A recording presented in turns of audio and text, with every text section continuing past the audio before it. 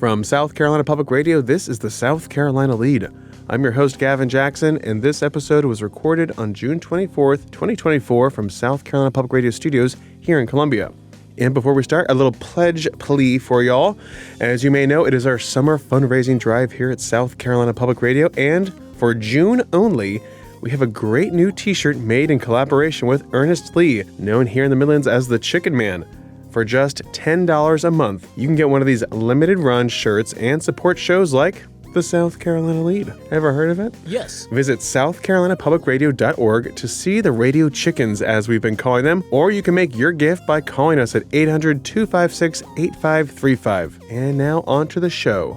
On this episode of The Lede, we look at what's on tap this week, including State House action over the budget. The governor is traveling in Europe, Alicia. There are primary runoffs on Tuesday that we're watching. We catch up on some developments in Washington, including bipartisan legislation led by Senator Lindsey Graham to designate Russia as a state sponsor of terrorism. And we go north of the border, not North Carolina, all the way up to Canada. That's right, the Canadian ambassador was in town last week, and I got a chance to talk with her. Fantastic. We also have the latest on Boeing's issues, and it's debate week, folks. Now, there is no debate here, folks. You have a duty to call us at 803-563-7169. We would love to hear from you. Tell us what's going on in your summer. We got July 4th around the corner. What are you doing to celebrate? Hot dogs versus hamburgers, brisket dogs versus vegan dogs. What are you eating? What's on the grill? 800-256-803-563-7169. Let us know.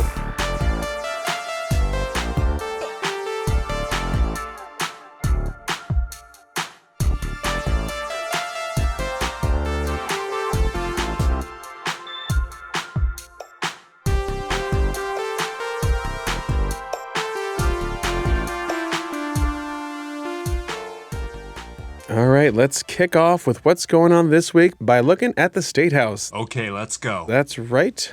The House and Senate will be in Wednesday to take up the Budget Conference Committee report on the $14.4 billion budget. We'll have more details on what's in that budget in Saturday's podcast, which is right around the corner from when the new fiscal year starts on Monday. The governor is in Europe this week. Wow. That's right, from Sonntag to Donnerstag. Herr McMaster will participate in that economic development mission trip where he will visit and tour the Memorial to the Murdered Jews of Europe, deliver a keynote address at the Tagged Our Industry Conference, and visit key German companies with South Carolina operations. Up in Congress, the House is in this week and the Senate is out. On the 2024 campaign trail, this week is debate week. That's right, the presidential debate on Thursday hosted by CNN. You'll be able to watch this on SCE-TV. That's right, you don't have to have cable, folks. That's because PBS NewsHour was given permission to simulcast it. The event starts at 9 p.m. Eastern Time and will run for 90 minutes with some commercial breaks as well. CNN's Jake Tappa and Dana Bash will be moderating.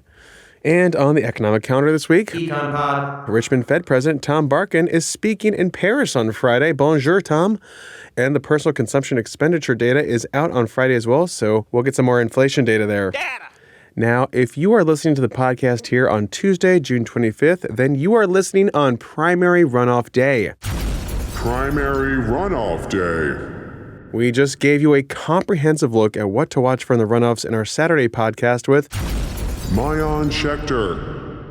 Now, there are 13 races we'll be watching for, including the 3rd Congressional District Republican runoff, several state, Senate, and House races as well. Again, just to reiterate, you may be eligible to vote in a runoff if A, there is one in your U.S. House, your state Senate, or state House district. B, if yes, then you have to make sure it is for the same party primary that you voted in on June 11th. Or 3, if you don't know whether this applies to you, visit scvotes.gov, go to the voters pull-down menu, and click Get My Sample Ballot. We will catch you up with those results as well as more on the state budget lawmakers are set to pass on Wednesday. All that in our next podcast. Last week, the Canadian ambassador to the United States, Kirsten Hillman, visited the state as part of an ongoing tour of meetings with state government and federal officials this year in different states across the United States. Canada, one of our strongest allies and economic partners, like other countries, is preparing for what may come out of the November election. That's right, everyone is a little on edge. While we hear a lot about European countries and troubles on the southern border, we might take our northern neighbor, Canada, a bit for granted. I know I do. While researching for this interview, I learned a lot about our state's relationship with the country and what more could be on tap for the two in the future. Now, I opened my interview by asking Ambassador Hillman about what brought her to our state. I'm here to spend the week really talking about the Canada-South Carolina relationship. It's an amazing relationship. It's a huge economic relationship. It's also a very strong relationship between our people. A lot of Canadians come down to South Carolina. And so I wanted to highlight this strong, growing economic and personal relationship that we have in our defense teams too. So, Ambassador, when we talk about this tour that you're doing, you and other prominent Canadian officials have been going around the United States the past couple months, meeting with government officials, meeting with governors. We saw a Wall Street Journal article headline, Canada fights for economic security in pre-election U.S. campaign. So tell us about this relationship and this charm offensive that Canada is launching at this point. Well, let me talk about Canada, South Carolina, first of all. We are your second biggest trading partner after Germany. $8 billion in bilateral trade between our country and your state, supporting about 120,000 jobs. And it's growing. Exports of goods have grown, our services trade has grown, and we had the biggest amount of Canadian investment into South Carolina last year than we've had in the last 10 years. So it's really an important and growing relationship, but also it's a relationship that's very strategic because the things that we're doing together have to do with the economy of the future, have to do with making sure that we're innovative and we're ready in advanced manufacturing, in technologies, that we have the critical goods that we need to support, frankly, being at the cutting edge. And you have a growing and highly skilled workforce. We have a growing and highly skilled workforce. And so I'm really trying to examine how that's going and what more we can do. Can you elaborate on those investments that you're talking about when it comes to growing that economic relationship between the two states, the country and the state of South Carolina, when it comes to investments here? So we've seen investments in recent years across the board in the economy, from forestry to a large solar manufacturing facility, to investments in the semiconductor supply chain, the battery supply chain, of course, automotive and automotive parts. We have many companies here that have several facilities across the state. So pretty much across the board. And as I say, it's largely focused on being cutting edge, right? Being cutting edge in these areas where we know that we're going to find partners in South Carolina that are also interested in pushing the envelope, in being the best in whichever sector we're talking about, whether it's aerospace or autos or battery technology. Tell us about how Canada is kind of gearing up for 2024, the big election here in America, and what you guys see in terms of maybe preparing for whatever the outcome could be in November. So I guess what I would say is, yes, we are doing this because we're in an election year.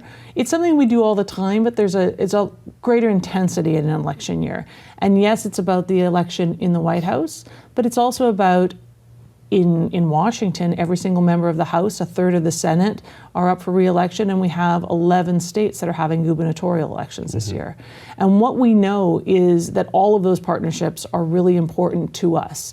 So here's what my team and I have really noticed in the last year or so is we spend a lot of time in Washington, in DC, in a few of the large centers across the country, and we have 12 offices across the country that work regionally.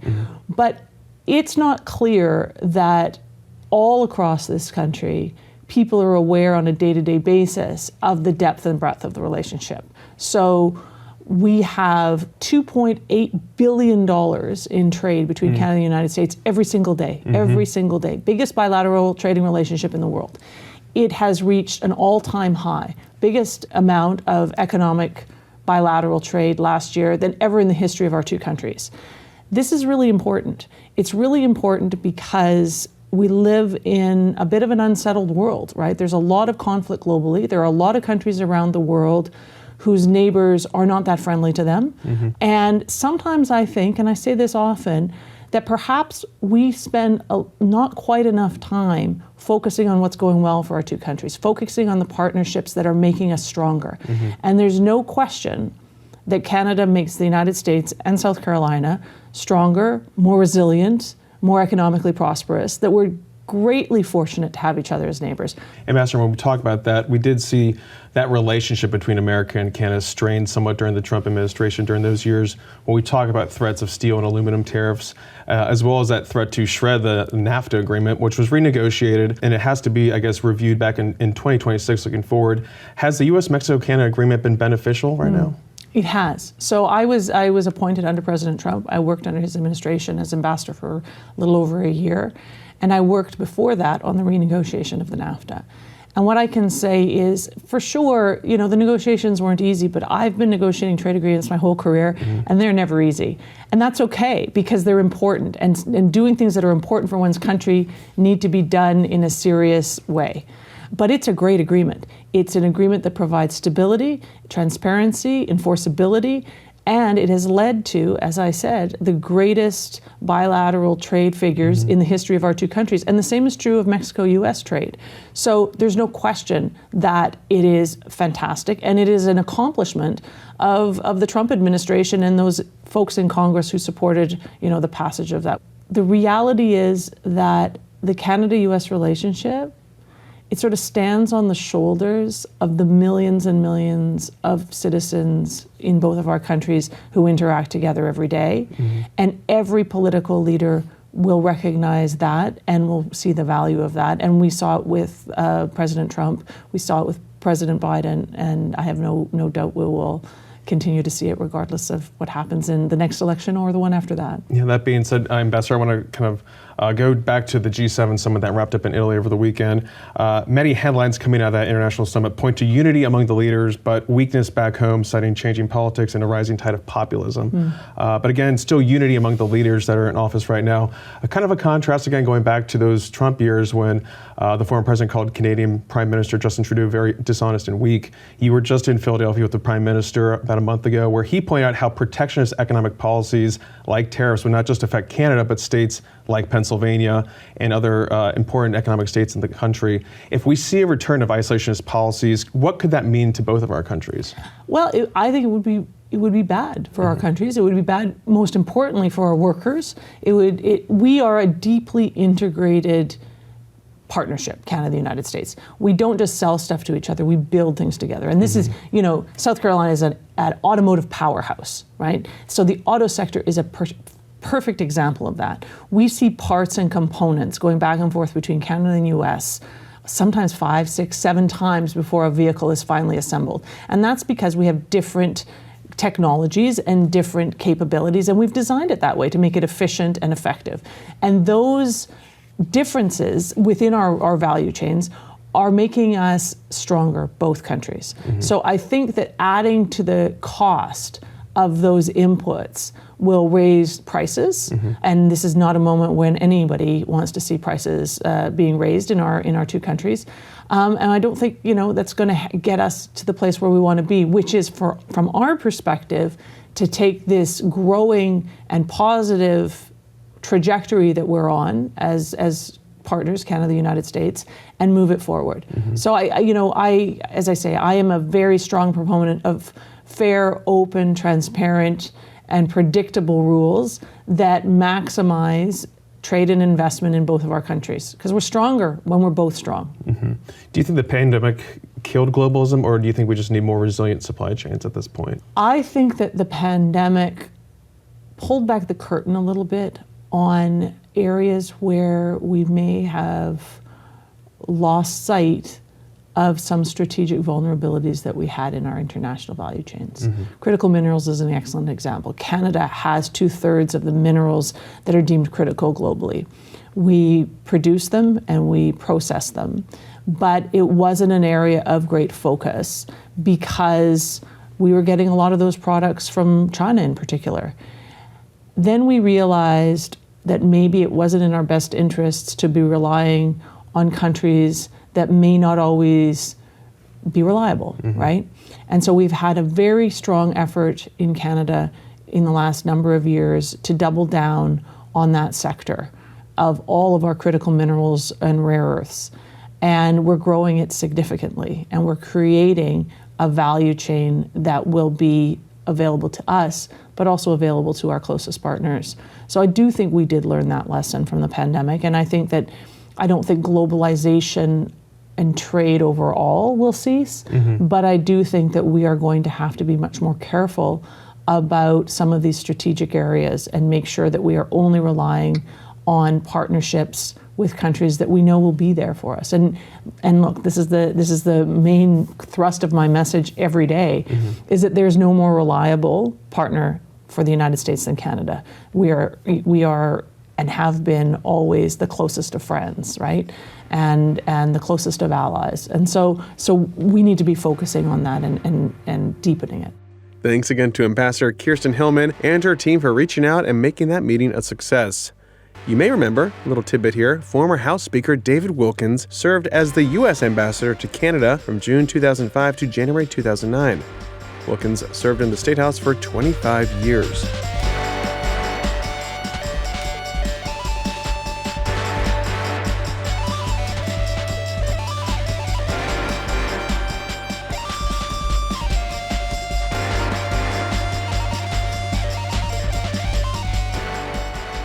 Sticking with foreign affairs, I wish I had another language to insert here, but I don't. South Carolina Senator Lindsey Graham and Connecticut Democratic Senator Richard Blumenthal held a news conference in Washington last week about legislation that would name Russia a state sponsor of terrorism. All this in light of Russian President Vladimir Putin's trip to North Korea to meet leader Kim Jong-un. Bottom line here, this is a moment in history that will be viewed decades to follow as consequential. What do you have to do to become a state sponsor of terrorism? People are falling out of windows right and left. Putin has been involved with the Wagner Group, which is an extension of the state, dismembering Africa. Navalny's death was beyond strange. Every form of opposition has been crushed in Russia. They use the benefits of the Russian state to support terrorism through the Wagner Group and other entities. Now, Putin has entered into a defense agreement with one of the most notorious terrorist states on the planet. We have lost deterrence. The fact that he would be bold enough to do a defense agreement with North Korea, one of the most oppressive regimes on the planet, means we have lost deterrence. What would it matter if we designated Putin's Russia a state sponsor of terrorism? It would be a morale boost to the people of Ukraine. It would make Russia even more of a pariah state, that if you wanted to do business with Russia after we make them a state sponsor of terrorism, you do so at your own peril. It would allow victims of Putin's barbaric behavior to access American courts through this designation. To my friends at the administration, I've been working with you on Saudi and Israel. I will continue to work with you on normalization between Saudi Arabia and Israel. It's a big deal. But if you worry about being too provocative regarding Russia, stop worrying. Stop worrying. You're not too provocative. We need to up our game when it comes to Russia. And the last really tool in the toolbox that we can use is a designation of making Russia a state sponsor of terrorism. I think there are only 7 nations in the world that have this designation, and it does matter. Graham, who has an outstanding arrest warrant in Russia under Putin's regime, said this designation would put Russia in the same category as Cuba, North Korea, Iran, and Syria. The U.S. Department of State Bureau of Counterterrorism says that there are 4 main categories of sanctions resulting from this designation, including restrictions on U.S. foreign assistance, a ban on defense exports and sales, certain controls over exports of dual-use items, and miscellaneous financial and other restrictions. Now, when it comes to how the Biden administration feels about this, well, that's a different story. The administration and Secretary of State Antony Blinken resisted pressure from Graham, Blumenthal, and other members of Congress 2 years ago when they pushed to designate the country as a state sponsor of terrorism for fear that it could have unintended consequences for Ukraine, such as the ability to deliver humanitarian assistance. But Russia's new murky defense partnership with North Korea changes the game, Graham said. Now is the moment, above all other moments. So I would urge the administration, given what Putin has done yesterday, let's go all in designating his regime for what it is, a state sponsor of terrorism. Here's a general rule. Anybody that does a defense agreement with North Korea should be a state sponsor of terrorism. Graham's May 2023 Russian arrest warrant stemmed from a video edited by Ukrainian President Volodymyr Zelensky's office of two separate moments during a visit with Zelensky, in which the editing made it look like Graham was celebrating Russian military deaths. Russia did not specify what crimes Graham had committed. Sticking in stuffy Washington, Boeing CEO Dave Calhoun was before a Senate panel last week to discuss Boeing's troubling safety record on the 737 MAX and 787 Dreamliner jets, the latter of which is produced exclusively in North Charleston. We previously brought you highlights from whistleblower testimony regarding the manufacturing flaws on both the 787 and 737 planes, including one incident in January when a door plug blew off an Alaska Airlines 737 MAX 9 jet mid-flight. Ever want to know what it's like at 16,000 feet? Pop that bad boy open. It's breezy. It's breezy. It's a little breezy. Now, the 787 has faced numerous production starts and stops and slowdowns with delayed deliveries due to fuselage joining issues, among others. But here's Missouri Republican Senator Josh Hawley grilling Calhoun. You know, the FAA also says that Boeing still has not implemented the recommended steps back from 2019 and 2020 after the MAX crashes. You still have not taken the appropriate safety procedures or implemented what they recommended. I mean, how, if safety is a component of your $33 million compensation package, I mean, how can you possibly qualify for any of this? What about quality? Is quality part of your compensation package? Senator, I meet with the FAA pretty regularly. They don't hold anything back, and I'm not aware of anything that has been cited with respect to those accidents that we haven't taken action on. Really? Because we've had whistleblowers. You said you'd listen to whistleblower testimony. We've had multiple whistleblowers come before this committee and allege that Boeing is cutting every possible corner on quality and safety, not just in the past, but now. They've alleged that you've eliminated safety inspections, that there are fewer in quality and there are fewer inspectors doing quality inspections out there. They've alleged that when they raised quality issues and concerns, they were reassigned, they were retaliated against, they were physically threatened. That doesn't sound like attention to quality to me. And yet you're getting paid $33 million a year. It's extraordinary. Senator, we have increased our quality inspectors significantly. How much has your stock price increased while you've been at Boeing? It hasn't, and I don't watch it much. Have you done any stock buybacks while you've been at Boeing? Not in my job, no. How about your profits? Have your profits increased at all while you've I haven't had any profits, sir. I'm sorry? I have not had any profits. Yeah. You know, I think the truth is, Mr. Calhoun, you're not focused on safety. You're not focused on quality. You're not focused on transparency. All of this is in the record, but I think actually you're focused on exactly what you were hired to do, which is that you're cutting corners. You are eliminating safety procedures. You are sticking it to your employees. You are cutting back jobs because you're trying to squeeze every piece of profit you can out of this country. This company. You're strip mining it. You're strip mining Boeing. It was one of the greatest American companies ever. It has employed thousands of people in my state.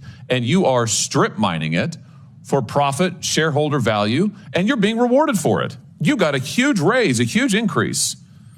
So it's working out great for you. For the American people, they're in danger.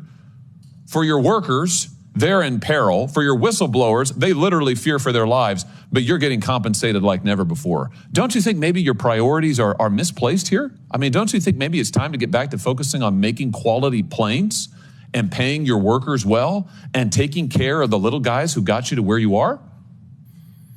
That's not a rhetorical question. Senator, I don't recognize any of the Boeing you described. That was Missouri Republican Senator Josh Hawley and outgoing Boeing CEO Dave Calhoun. And some more background on the beleaguered manufacturing giant.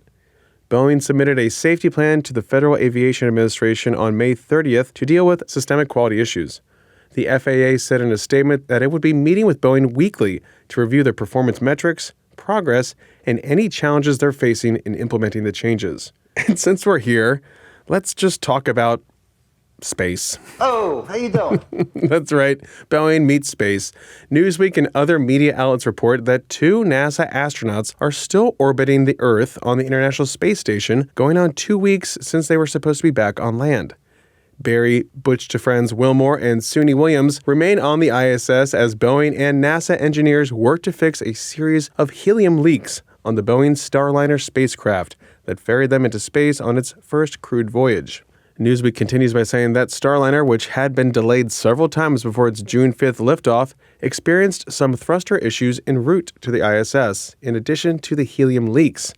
Though NASA says the spacecraft has been, quote, performing well in orbit while docked to the space station, quote.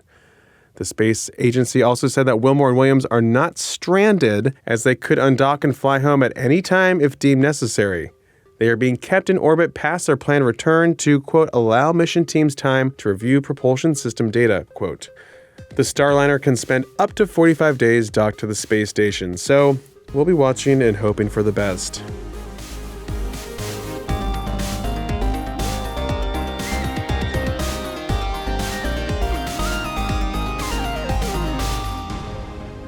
Welcome to the wind down section, our little break from the news. We're glad you're here. A.T. Shire, producer of the Lead Podcast, is also here, folks. Shire. Yeah, I am here. Thank you. Thank you for that intro, Gavin. It's nice that you've ever been to me. Anyway. Let me hear you, Columbia. All the party people in the house say yeah. Yeah. Okay. Anyway, here we are, right. Gavin. Yes. Are you ready for? We have a call. Are you ready for a call? It's coming from inside the The studio. call is coming from inside the house. Yes, it's true. Are you ready? Yeah. Okay, here we go. Hey, AT and Gavin. This is Laura from Tomasi. How are y'all doing? And everybody out there in Radio Land, happy belated Father's Day, AT. And I was just calling to let you guys know what I've been up to this summer.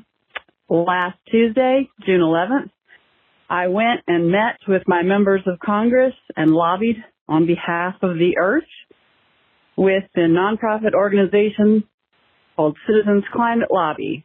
And we had 1,000 of us, people just like me, normal citizens all across the country, descending on Capitol Hill last week. And we met with, I think, 443 offices total. It was 98% of the Senate got a visit from us. And this was my first time visiting my members of Congress, which were Senators Lindsey Graham and Tim Scott and Representative Jeff Duncan. And we asked them to support crucial climate legislation such as the Prove It Act, which passed the Senate and is headed to the House and was partially created by Lindsey Graham, and permitting reform to help improve the electrical grid for more cleaner, efficient energy transmission for our future. Thank you for your time, and you are welcome. Have a great summer. Bye. Laura from Tomasi, thank you for calling. And of course, while we're not endorsing anyone's issues here, we'd love to hear about folks who are engaged in the political process. Yes. And flex those muscles. If you're helping out Earth, we're okay with that too, because we also live here. Yeah. I'm a resident. Yeah. Part-time Earth resident. Not if Boeing has anything to say. Anyway, Gavin, I'm glad. Laura, thank you for calling. Thanks for flexing your American muscles. That's very good. But I sort of have a problem with very American things right now. Oh. And Gavin has pointed out that I needed to get this gripe in under the July 4th deadline. Before we get too close and then you're going to be unpatriotic. Then I have to be shooting guns Nothing and better, fireworks. I will say, nothing more patriotic than complaining about America. Than annoying. What is it? What were the founding fathers except the biggest gripers you ever met in your life? Anyway, so as a new father, okay? My father! We took little baby Rena. Oh. We took her in her stroller, and we went to Soda City Market in Columbia every Saturday. Every It's Saturday, a big great market. spot. And it's always been a place that people push their kids around. So much. A lot of dog people. You just have to just not. You have to just check out and just go with the flow because you cannot walk fast. You cannot walk fast. And this is a complaint about congestion, okay? And Pedestrian congestion? Sort of, yes. And if you get me going, I'll complain about the SUV-ification of America. You know, like we're driving cars that are too big for the roads and the lanes that they were built on. How dare you tell me how big my car? We don't need these massive cars. I'm firmly against massive cars, and I say that as an owner of 2 SUVs that I'm deeply, deeply ashamed of. And a Jaguar. Yeah, that I am very proud of. But okay, so we made our cars too big. Sure. We've already made our cars Well, we're too big. That's the problem. You have big cars for big people. We saw this in WALL-E, but continue. This is all It's all covered. about WALL-E. It is all It's covered in the documentary WALL-E. It's a documentary. We are making it one. But also, strollers now have just become massive Cadillacs. Carts. Yeah. They're just wagons now that people are lugging their children around in. And they're too big. I mean, 2 of them can't pass. And there are 7 of them across.